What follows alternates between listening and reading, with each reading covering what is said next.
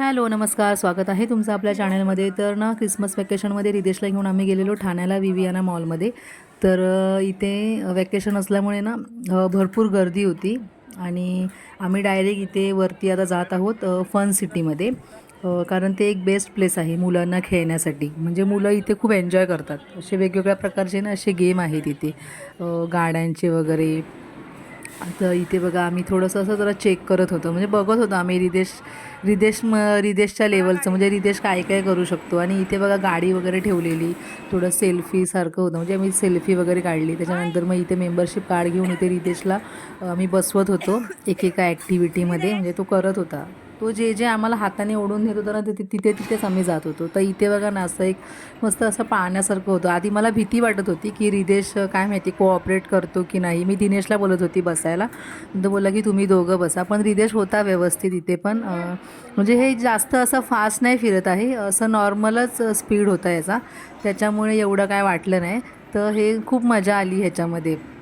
आणि ना इथे एक असंच घोडागाडी अशी होती. तर रिदेशला मी असं जरा बसवलेलं, जरा फोटो वगैरे काढण्यासाठी. त्याला म्हटलं, आम्ही त्याला सांगत होतो जरा पोज दे म्हणून, जरा चालवायची ॲक्टिंग कर.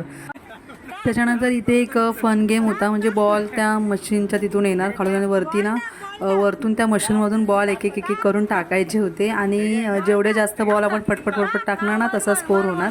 तर इथे रिदेशला असं पटकन टाकायला जमत नव्हतं आणि आतमध्ये एकालाच आला होता ना, त्यामुळे त्याला जसं जमत होतं ना तसं तो करत होता. पण मस्त होतं हे जी ॲक्टिव्हिटी होती ना, म्हणजे हा जो गेम होता ना तो छान होता एकदम.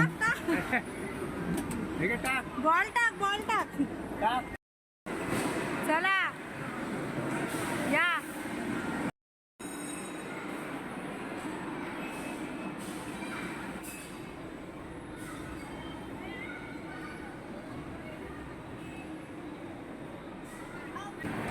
त्याच्यानंतर ना हा एक गेम होता, म्हणजे बास्केटबॉलसारखा आहे. त्या रिंगमधून बॉल टाकायचे, जेवढे जास्त बॉल जाणार तेवढा स्कोर होणार. आणि त्यांचा टाईम लिमिट असतो, त्या टायमिंगमध्ये पटपट टाकायचे होते. तर मला काय हे जमत नव्हतं आणि रिदेशला पण नव्हतं, कारण ते खूप उंचावरती होतं. मोठ्या माणसांसाठीच होतं हा गेम.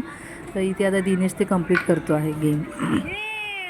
आणि हा एक गेम होता, असं हातोड्यासारखं मारायचं होतं त्याच्यावरती. म्हणजे बोनस तिकीटचा गेम होता. किती तिकीट, म्हणजे तिकीट मिळणार आपल्याला, जेवढा जेवढा तो स्कोर होणार ना तेवढं, असं काहीतरी तो गेम होता.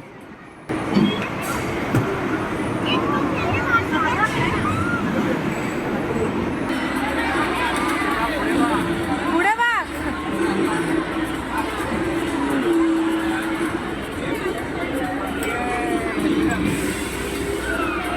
पुढे बघ. रिदेश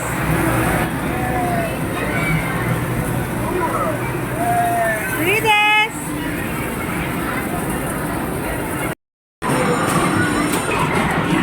नंतर मग सगळे गेम वगैरे खेळून झालं आणि मग आम्ही इथे डिकॅथलॉनमध्ये आलेलो. रिदेशसाठी ना स्केटिंगचे शूज बघायचे होते ना म्हणून. पण आहे ना त्याने ना पिंक कलरमध्ये दाखवले होते. तर असं पिंक कलर मला असं ब्ल्यूमध्ये वगैरे असा पाहिजे होता किंवा दुसरा कुठला, पण तो नाही भेटला.